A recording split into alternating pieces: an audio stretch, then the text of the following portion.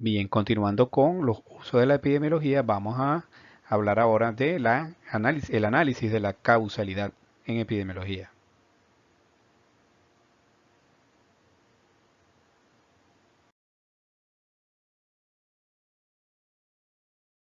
Entonces, el análisis de la causalidad de los eventos de salud en la población trata de determinar los factores que están asociados con la presencia o ausencia de un fenómeno en estudio. Lo que se quiere aquí es demostrar que la relación causal es válida, es decir, lo que nosotros habíamos dicho en epidemiología, por lo general uno dice que dos factores están asociados o no están asociados. Y aparte de describir pues, los eventos de salud que suceden en la población, tratamos también de buscar cuáles son los factores que condicionan el desarrollo de ese evento de salud o que incluso, lo dije en la clase anterior, impiden el desarrollo de ese evento de salud, que entonces lo pudiéramos conocer como factores que son protectores. ¿Por qué? Porque impiden que se desarrolle un daño para la salud. Por ejemplo, el ejercicio físico está descrito como un factor que es protector para la salud de la población.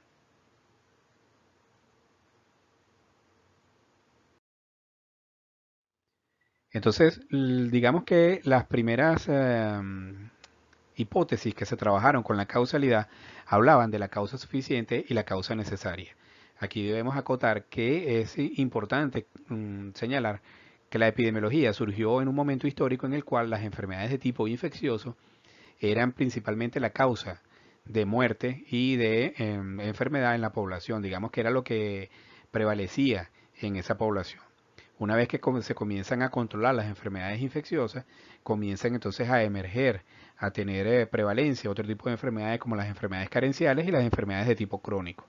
Sin embargo, el momento, otra vez nuevamente, la importancia del contexto, como lo hemos venido eh, repitiendo en esta asignatura, en el momento en el que se desarrolla, digamos, la epidemiología moderna, lo más acuciante, digamos, que lo que tenía mayor incidencia y mayor prevalencia en la población eran las enfermedades de tipo infeccioso.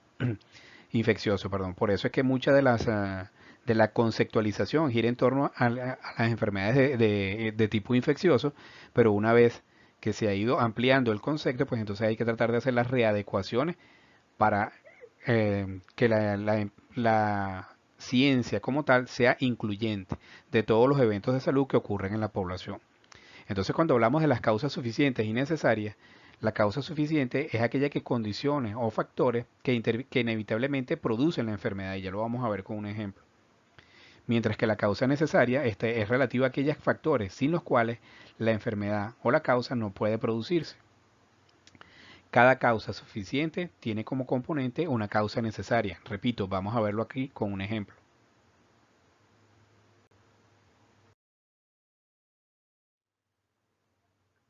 Vean ustedes, fumar es una causa suficiente para cáncer de pulmón. Eso está claro, está ampliamente demostrado. Las personas que fuman tienen mayor riesgo de padecer cáncer de pulmón.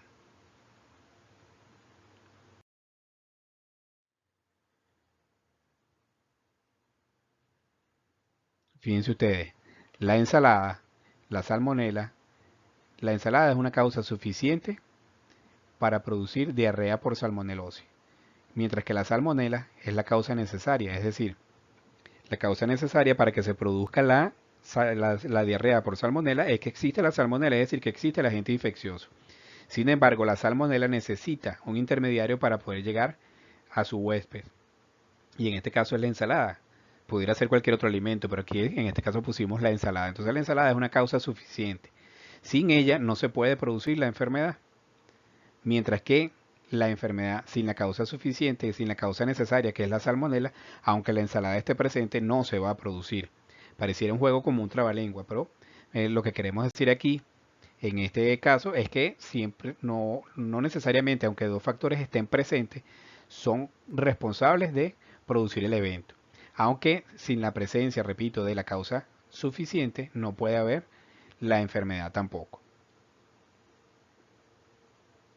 La única diferencia entre la causa necesaria y la suficiente es que la necesaria generalmente siempre produce la enfermedad, mientras que la causa suficiente, en este caso la ensalada, no necesariamente produce la enfermedad. ¿Por qué? Porque si ella no está contaminada no va a producir ninguna enfermedad. Es como el ejemplo del hábito de fumar. Fíjense que los dedos amarillos, en el caso del hábito de fumar, están asociados con la aparición también con el hábito de fumar, pero los dedos amarillos no están asociados con el cáncer de pulmón.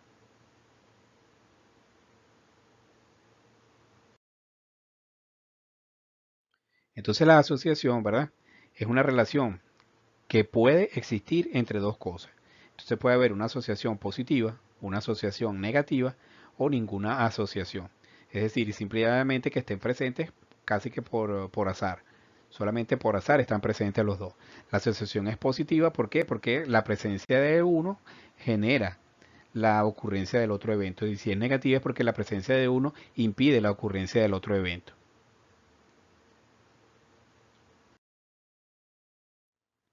Entonces la asociación puede ser correcta o incorrecta. Puede ser causal o no causal, o incorrecta porque puede ser un error o una casualidad. Es decir, suceden juntas simple y llanamente, como lo hemos dicho, por azar. Una asociación correcta causal es que las dos estén asociadas y produzcan el evento. Lo otro es que estén asociados, que esté correcto, pero que no generen ninguna causa, o sea, que no sea causa del evento de salud como tal. Fíjense aquí, vamos a verlo con este ejemplo. El hábito de fumar está asociado con el cáncer de pulmón. Volvemos otra vez. Ya es reiterativo y además está demostrado, ampliamente demostrado, muchísimos estudios han demostrado que el hábito de fumar, las personas que fuman, tienen incluso mucho mayor riesgo que las personas que no fuman. Y es uno de los riesgos más potentes que existen. Uno de los factores que están desde el punto de vista epidemiológico, la medición de la fuerza de la asociación está determinada con mayor potencia y con mayor claridad. Entonces esto es una causa correcta, además es causal. Fíjense lo que yo les decía también, el hábito de fumar produce manchas en los dedos, pero el hábito de fumar también produce cáncer de pulmón.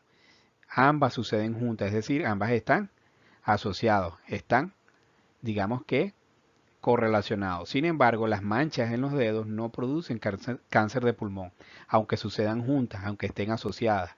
Entonces es una relación causal, no es una relación correcta, una asociación correcta, pero no es causal. A esto nos referimos.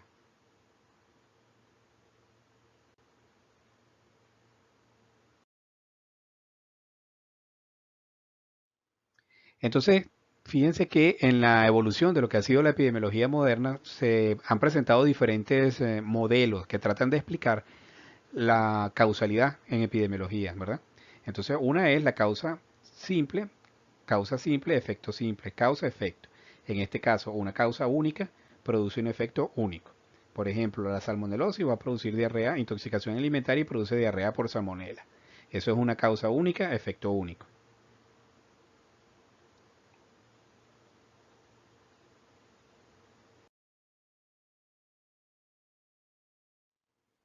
En ese caso, y por eso era que hablaba al principio un poco dando contexto a cómo se desarrolló la conceptualización epidemiológica, vemos entonces acá que en este modelo de causa única, efecto único, generalmente se explica la ocurrencia de los eventos de salud de tipo infeccioso. Entonces el microorganismo debe estar presente en todos y cada uno de los casos de la enfermedad. El organismo responsable, en este caso el microorganismo, debe ser aislado siempre de la enfermedad en cuestión. Es decir, todas las personas que tengan diarrea por salmonelosis, en ellos se debe a poder aislar o poder identificar la salmonela. El organismo no debe ser aislado de una enfermedad diferente, es decir, yo no puedo de una persona que tenga dengue extraer una muestra, extraer el microorganismo, la salmonela, sino solamente de las personas que sufren salmonelosis. Y además, el organismo aislado debe producir la enfermedad en cuestión siempre que se inocule en un animal susceptible. Nuevamente, si nosotros utilizáramos esa salmonela en un animal de experimentación, entonces pudiéramos ver que se desarrollan los efectos de la salmonelosis. Entonces, con eso comprobamos que esa es la causa única, suficiente y necesaria para producir, en ese caso, la salmonelosis. Entonces, este es un modelo que explica, es un modelo unicausal, lineal, que explica la ocurrencia de los eventos de salud.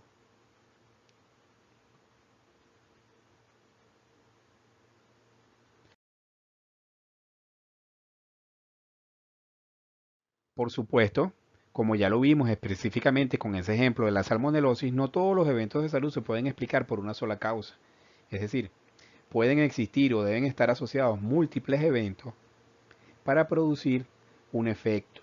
Fíjate que en el caso de, lo decíamos, de la salmonelosis, entonces está la salmonela como tal, debe estar presente, pero también debe estar el alimento contaminado y probablemente las condiciones que generen esa situación de caos, ¿verdad? Que pudieran ser las condiciones ambientales, las condiciones de vida precarias, que son las que terminan produciendo o generando el ambiente propicio para que se pueda producir el problema de salud, en este caso la salmonelosis. Entonces vean que no todo se explica de un modelo unicausal. Entonces esta es una evolución que ocurrió en ese modelo. ¿Por qué? Porque vieron que muchos de los problemas de salud no respondían al mismo. Entonces eso es una de las características de la ciencia. En la medida que la ciencia deja de dar respuestas válidas y confiables, entonces tiene que evolucionar para tratar de conseguir nuevos modelos que puedan dar respuesta a los eventos de salud que están ocurriendo en la realidad. Entonces este evento, que es causa múltiple, efecto simple, es una evolución en ese modelo de lo que es la explicación causal.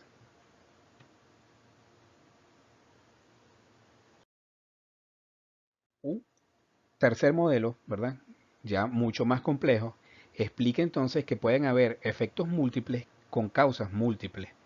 Es decir, no solamente tenemos como respuesta un solo efecto, sino que pudiéramos tener dos o tres efectos, también como consecuencia de la exposición a varias causas, que es lo que realmente sucede en la realidad. O sea, que es lo que sucede en la vida cotidiana. Muchas veces estamos expuestos a diversos factores y no solamente presentamos un efecto, sino que podemos presentar varios efectos. Por ejemplo, cuando estamos expuestos a las radiaciones ultravioletas, a la contaminación ambiental por smog, entonces pudiéramos desarrollar enfermedad pulmonar obstructiva crónica, pudiéramos desarrollar cáncer de piel. Entonces vemos cómo se va como complejizando este modelo de causa múltiple, efecto múltiple, para tratar de dar respuesta y conseguir las asociaciones necesarias para explicar la ocurrencia de los eventos de salud.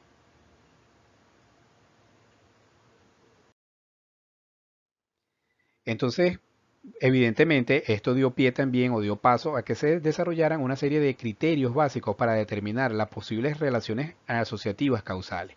Una era la relación temporal, es decir, por supuesto que lo que nosotros consideramos que debe ser causa debe ser previo a la presentación del efecto. No podemos permitir, no podemos evaluar algo que ocurra después del efecto como posible causa de ese efecto, sino que desde el punto de vista lógico tiene que ocurrir antes de que ocurra el efecto.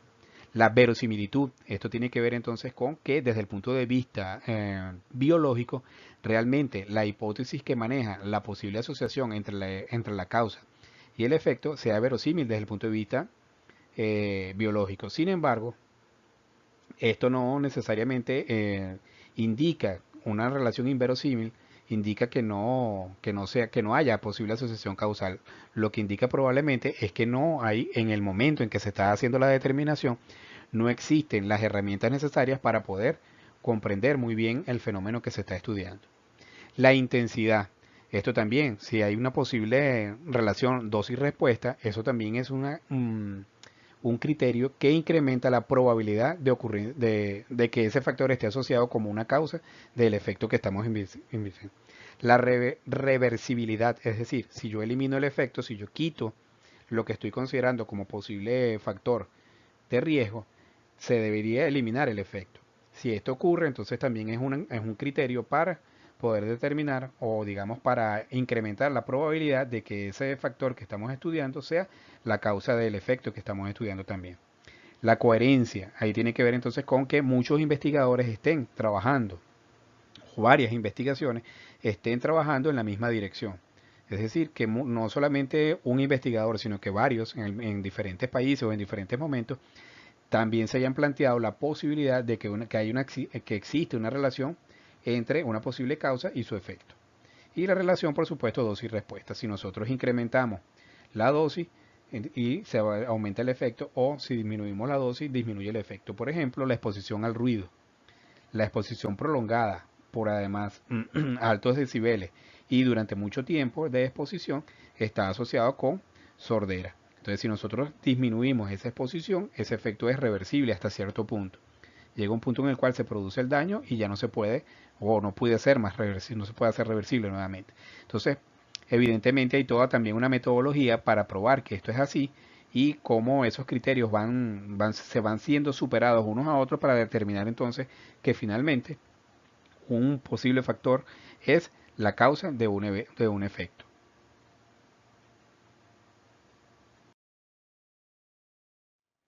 Entonces la causalidad, normalmente en epidemiología hablamos más de la probabilidad de ocurrencia de un evento en presencia de un factor. Y hablamos entonces del riesgo. Es un concepto de causalidad basada en la probabilidad de ocurrencia. Recuerdan lo que habíamos dicho, que la epidemiología trabaja con la probabilidad de ocurrencia de los eventos a través de la medición estadística.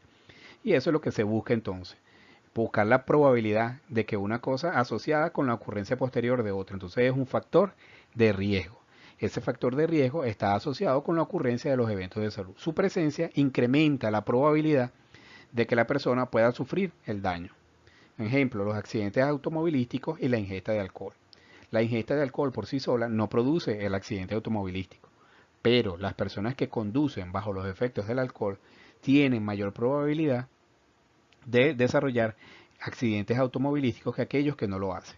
Eso está demostrado también desde el punto de vista estadístico.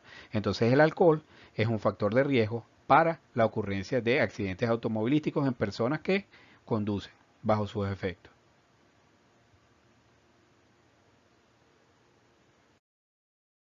Entonces tenemos factores predisponentes como la edad, el sexo, el padecimiento previo de trastornos de salud. Esos son factores que condicionan, entonces que predisponen a la persona a que pueda desarrollar ciertos efectos. Factores que facilitan, por ejemplo, los ingresos reducidos, la vivienda inadecuada, la inaccesibilidad a la atención médica. Entonces son factores que son, fíjense que son como el contexto, ¿verdad? Y se llaman, desde un punto de vista, desde una de las teorías, llaman factores facilitadores. Otra, hablan de los factores desencadenantes. Es una exposición a un agente patógeno o nocivo específico, entonces desencadena el efecto. Y los factores potenciadores, es decir, son factores que en exposición repetida a un mismo suceso van a terminar potenciando la ocurrencia del efecto, como por ejemplo le acabo de mencionar, ocurre con el ruido. Una exposición prolongada durante mucho tiempo constante al ruido va a producir sordera.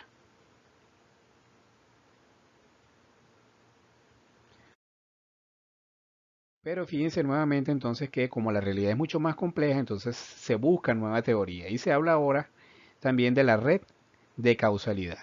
Por ejemplo, si usted tiene una familia con pobreza, que es numerosa, que tiene baja escolaridad en los padres, en la cual ocurren infecciones frecuentes y hay un destete precoz de los niños, esto pudiera conducir a esos niños a desnutrición, los cuales él pasa a ser nuevamente también factor en las mismas condiciones, ¿verdad? De pobreza, desnutrición, ausencia de vacuna y baja escolaridad de los padres, puede producir, por ejemplo, una infección por toferina en uno de los niños que no ha sido vacunado.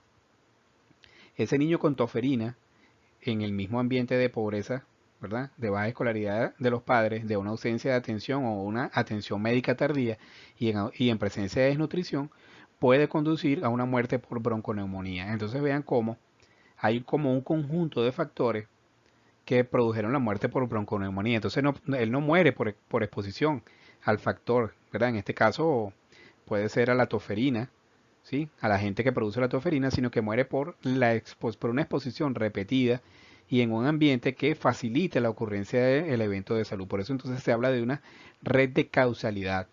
Es decir, si ese paciente, si ese niño hubiese estado en un ambiente diferente, es probable que no muriera, aunque se hubiese podido infectar con la infección. Entonces, para ir concluyendo, ¿verdad? Esta sección de la clase, hablamos entonces en causalidad, es que si cuando se tiene algo hay más posibilidades o más probabilidades de que ocurra un evento de salud, y cuando se elimina algo no hay menos probabilidades de que el evento de salud ocurra, entonces ese algo es una causa de ese evento de salud. Así se trabaja en la epidemiología y esta es la manera como se va determinando la causalidad en epidemiología. Fíjense ustedes acá este ejemplo de el cólera. Fíjense que aquí hay factores genéticos, también la malnutrición o la desnutrición, el hacinamiento, la pobreza son factores, ¿verdad? Son factores que están asociados con aumentan la susceptibilidad de la persona para producir o para padecer de cólera. Fíjense que entonces aquí hay una exposición al agua contaminada, pero requiere de todos estos factores. Se ingiere el Vibrio cholerae, que es el que produce el agente responsable del cólera, y entonces se producen los efectos tóxicos del cólera en las células de la pared intestinal. Y aquí estaría el periodo, esto sería como el periodo prepatogénico y este es el periodo patogénico. Pero vean ustedes que muchas personas, y esto explica por qué hay algunas personas que en presencia del mismo agente no generan la enfermedad, mientras que otras sí. ¿Por qué? Porque no, por ejemplo, tienen unos factores genéticos protectores, están bien nutridos, no viven en condiciones de hacinamiento, no viven en condiciones de pobreza y aunque se exponen al mismo agente, no desarrollan los eventos. ¿Por qué? Porque tienen otros factores que son protectores. Entonces esto explica un poco mejor el desarrollo de los problemas de salud. Entonces continuamos para finalizar en la próxima sección.